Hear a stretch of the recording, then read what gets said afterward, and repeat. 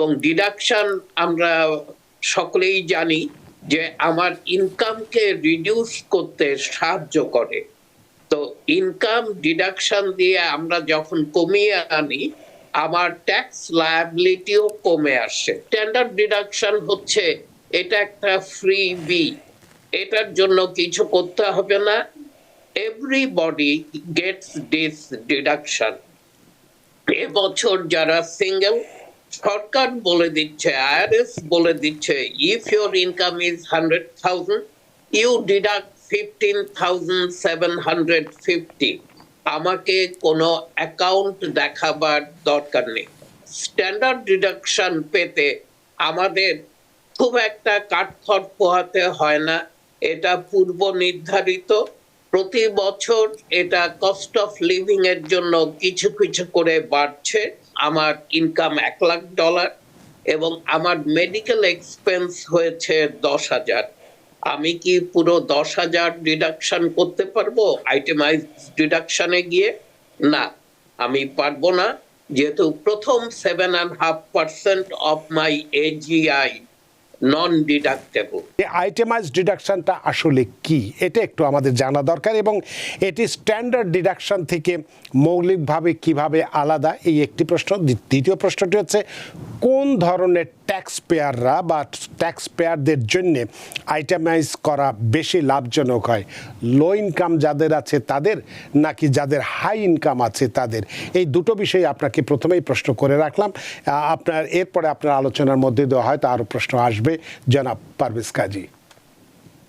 ধন্যবাদ রানা ভাই। আমরা সাধারণত বলে থাকি যে standard deduction versus itemize deduction. এটা কি? এই একটা স্ট্যান্ডার্ড ডিডাকশন বনাম আইটেমাইজ ডিডাকশন, এটা কি কোনো যুদ্ধ, অথবা এটা কি কোনো গেম যে ভার্সেস কেন, বনাম কেন? এটা এই কারণেই আপনি ডবল ডিপ করতে পারেন না। You cannot take both. Either আপনাকে স্ট্যান্ডার্ড ডিডাকশন নিতে হবে অথবা আপনি আইটেমাইজ ডিডাকশন নেবেন। এবং ডিডাকশন আমরা সকলেই জানি যে আমার ইনকামকে রিডিউস করতে সাহায্য করে। তো ইনকাম ডিডাকশন দিয়ে আমরা যখন কমিয়ে আনি আমার ট্যাক্স লায়াবিলিটিও কমে আসে। সে ফর এক্সাম্পল, আমার ইনকাম $1,00,000, আমি যদি 20,000 ডিডাকশন নেই তাহলে আমার ইনকাম এসে দাঁড়ালো 80,000, এবং 80,000-এর উপর আমাকে ট্যাক্স রেটে ট্যাক্স যা আসে সেটা পে করতে হবে।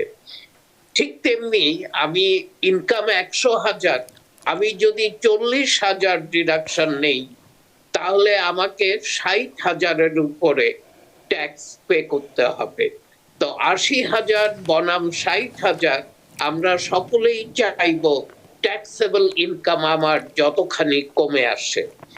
এখন স্ট্যান্ডার্ড ডিডাকশন এবং আইটেমাইজ ডিডাকশন নিয়ে একটু কথা বলি। সেটা হচ্ছে, স্ট্যান্ডার্ড ডিডাকশন হচ্ছে এটা একটা ফ্রি বি, এটার জন্য কিছু করতে হবে না, এভরিবডি গেটস দিস ডিডাকশন। এবছর যারা সিঙ্গেল, সরকার বলে দিচ্ছে, আইআরএস বলে দিচ্ছে, if your income is 100,000 you deduct 15,750। আমাকে কোনো অ্যাকাউন্ট দেখাবার দরকার নেই।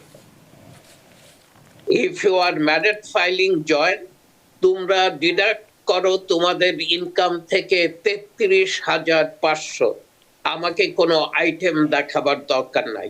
অর্থাৎ স্ট্যান্ডার্ড ডিডাকশন পেতে আমাদের খুব একটা কাঠখড় পোহাতে হয় না, এটা পূর্ব নির্ধারিত। প্রতি বছর এটা কস্ট অফ লিভিং এর জন্য কিছু কিছু করে বাড়ছে, এবং একজন সিঙ্গেল অথবা হেড অফ হাউসহোল্ড অথবা ম্যারিড ফাইলিং জয়েন্ট, ওরা অটোমেটিক এই ডিডাকশনটা পায় ট্যাক্স ফাইলিং এ গিয়ে, before they come to their taxable income. এখন আইটেমাইজ ডিডাকশনটা হচ্ছে তারাই করবেন যারা মনে করেন যে আমি সিঙ্গেল 15,750 ডিডাকশন আমি চাই না, আমি চাই এর থেকে বেশি ডিডাকশন, অথবা ম্যারিড ফাইলিং জয়েন্ট ফাইলাররা যারা 33,500 ডিডাক্ট করতে পারবেন, তারা যদি মনে করেন যে না আমি তো ডিডাক্ট করতে পারবো 40,000 অর মোর, যদি আমি আমার আইটেম গুলোকে একসাথে করি, একত্রিত করি এবং আইটেমাইজ ডিডাকশন ক্লেম করি। এখন আইটেমাইজ ডিডাকশনের জন্য কি কি আইটেম আমরা সাধারণত দেখে থাকি?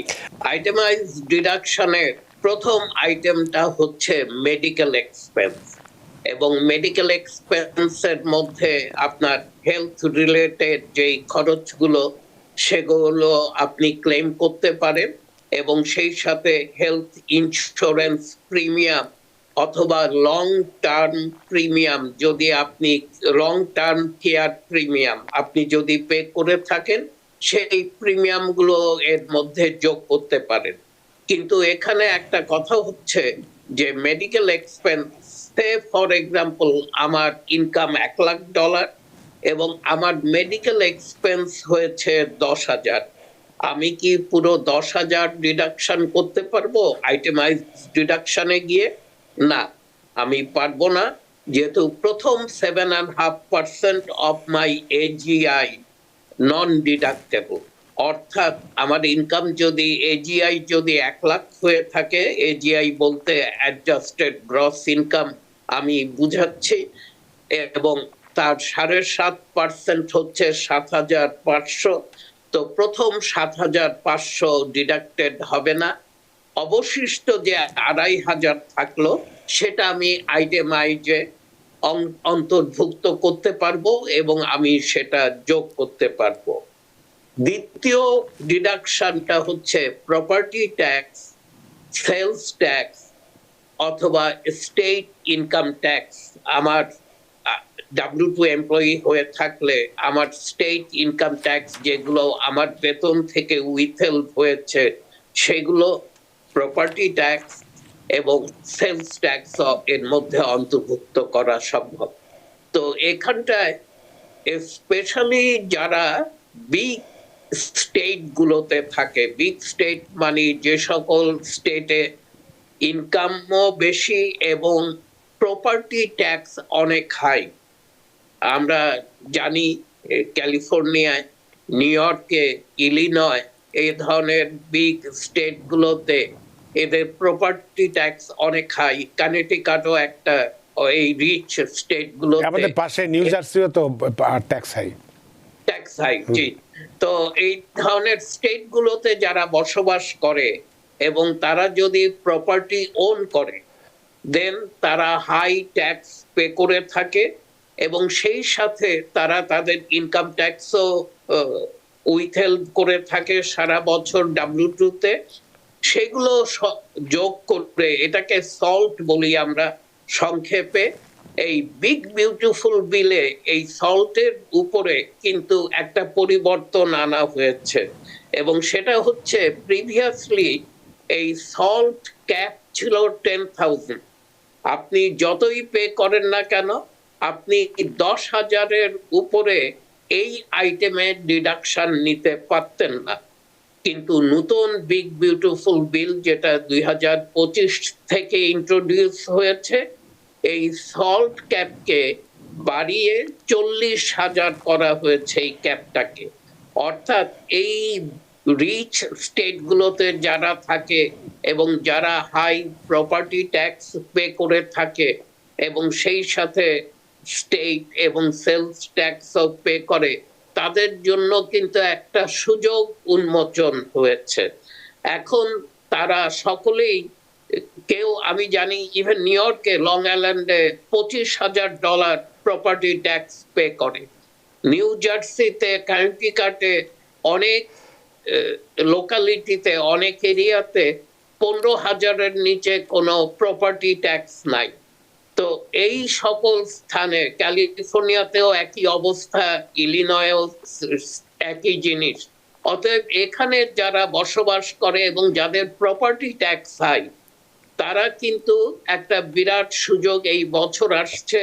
এতদিন তারা কেউ আইটেমাইজ ফাইল করতে পারেনি এই সল্ট ক্যাপের জন্য, কিন্তু এই property tax, state and local tax, sales tax, এগুলোর উপর থেকে এই ক্যাপটা বৃদ্ধি করার কারণে এখন সকলেই কিন্তু উৎসাহিত বোধ করবে যে আইটেমাইজ ফাইল করার জন্য। এবং এটা একটা বড় ডিডাকশন। অনেকে দেখি যে সল্ট ক্যাপের অনেকখানি, অর্থাৎ 30,000-এর মতোই সে ডিডাক্ট করতে পারছে। আমি বেশ কয়েকটা ফাইল করেছি যেখানে দেখলাম যে সল্টের আন্ডারে। নাম্বার 3 আইটেমটা হচ্ছে মর্গেজ ইন্টারেস্ট, অর্থাৎ আপনার ওন হাউস, আপনি বাড়িতে থাকেন এবং আপনি মর্গেজ ইন্টারেস্ট পে করে থাকেন। আপনি যদি ইন্টারেস্ট 2,000 করেও পে করেন মান্থলি, আপনি কিন্তু $24,000 শুধু ইন্টারেস্ট পে করে থাকেন। এর সাথে তো প্রিন্সিপালও দিচ্ছেন, কিন্তু প্রিন্সিপালটা ডিডাক্টেবল নয়, মর্গেজ ইন্টারেস্টটা শুধুমাত্র ডিডাক্টেবল। তো এই 24,000 মর্গেজ ইন্টারেস্টও আপনি যোগ করতে পারছেন। তো যারা প্রপার্টি ট্যাক্স 15,000 দিচ্ছে এবং তাদের স্টেট অ্যান্ড লোকাল ট্যাক্সেও যদি আরো অ্যাডিশনাল 10,000 গিয়ে থাকে, 25,000, এবং সেই সাথে মর্গেজ ইন্টারেস্ট 24,000, তো অল টুগেদার দেখা যাচ্ছে 49,000 ডিডাকশন এখানেই এসে গেছে। এবং তার যদি মেডিকেল এক্সপেন্স থাকে, এবং 4 নাম্বার আইটেমটা হচ্ছে চ্যারিটেবল কন্ট্রিবিউশন। চ্যারিটেবল কন্ট্রিবিউশন যারা একটু মিড ইনকাম লেভেলে, ওনারা প্রায়শই করে থাকেন। অনেকে একটু রিলিজিয়াস, তারা মসজিদ, মন্দির, সিনেগগ, চার্চ এইসব জায়গায় ডোনেট করে থাকেন, অথবা অনেকে নট ফর প্রফিট অর্গানাইজেশন গুলোকে ডোনেট করেন। এখানে একটা কথা বলে রাখি, প্রতিবারই আমাকে শুনতে হয়, অনেকে বলে যে বাংলাদেশে অথবা তার নিজ জন্মভূমিতে সে চ্যারিটি করে, সে টাকা পাঠায়, এবং সেই ডিডাকশনটা নিতে পারবে কিনা। না, সেই ডিডাকশনটা নিতে পারবেন না। শুধুমাত্র ইউএসএ তে যদি 501c3 চ্যারিটি, মানে সকল অর্গানাইজেশনকে টাকা দিলেই কিন্তু আপনি এই ডিডাকশনটা পাবেন না। যে সকল অর্গানাইজেশনের আইআরএস এর অ্যাপ্রুভাল আছে 501c3 চ্যারিটি হিসাবে, শুধু তাদেরকেই যদি দিয়ে থাকেন, আপনি চ্যারিটেবল কন্ট্রিবিউশনের ডিডাকশন ক্লেম করতে পারেন। এবং চ্যারিটেবল কন্ট্রিবিউশনের একটা রুল হচ্ছে, আপনি যেই টাকাটা দিবেন অবশ্যই চেষ্টা করবেন সেটা চেকে পে করতে, সেটার একটা রিসিট আপনি রাখবেন, এবং সেই সাথে তাদেরকে বলবেন ওরা যেন একটা চিঠি ইস্যু করে আপনাকে থ্যাংক ইউ দিয়ে ফর ইওর কন্ট্রিবিউশন।